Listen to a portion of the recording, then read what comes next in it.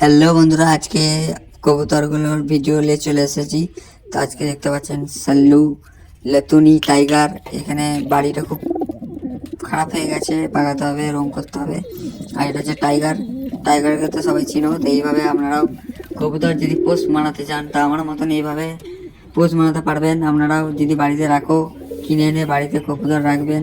দেখুন এই ছানা দুটো বড় হয়ে গেছে। এই ছানা দুটো ভিডিও দেখেছি হয়তো, আর যারা দেখো নাই দেখে চলে আসবে আমার ভিডিওগুলো, সম্পূর্ণ দেখবেন। এটা হচ্ছে আমাদের টাইগার সাল্লু। সাল্লুর নামটা ভুলে যাচ্ছি। সাল্লু দেখতে পাচ্ছেন ডাক দিচ্ছে, খুব সুন্দর লাগছে, রং করেছি সাল্লুকে। এটা হচ্ছে আগেকার পাখি কবুতর।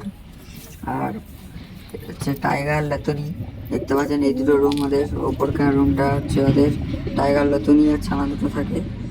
আর এই সাল্লু আমাদের নিচের রুমটা থাকে। সাল্লু এখন হাতে ধরেছি, এখন ওই বাড়িতে যাবে এবারে সাল্লু। আর ওটা হচ্ছে ওই আগেকার বাচ্চাটা। আর এই রুমটাই এখন কবুতর রাখি। এই দুটো রুমই কবুতর থাকে এখন, দেখতে পাচ্ছেন। রুমটা খোলা যাচ্ছে না, খুব কড়া আছে। এই রুমটা তো কবুতর থাকে, এই রুমটা তো কবুতর থাকে। এখন 6টা রুমই কবুতর থাকে আমার। তার সাথে কবুতর বাচ্চা। আপনারাও এইভাবে যদি কবুতর লাভার হও, কবুতর বাড়িতে রাখো, তো আপনারাও পারবেন। এইভাবে পোষ বানিয়ে দেখুন কীভাবে পোষ বানাইছে একে। একে আস্তে আস্তে ডাকবো, দেখো বাইরে চলে আসবে আমার। স্যালু, আয় আয়, দেখলে আবার চলে এলো। এইভাবে আগে আমি বহুত কষ্ট করে আগে পোষ মানাইছি, ছোট থেকে, মানে ছোলা খাওয়াইছি ছোট থেকে, আমার কাছেই রেখে দিতাম। ওই জন্য ওকে ডাকলে চলে আসে।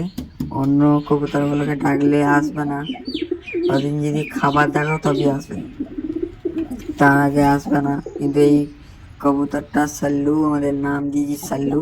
তো এই কবুতরটা খুব সুন্দর করে আসে আমার হাতে।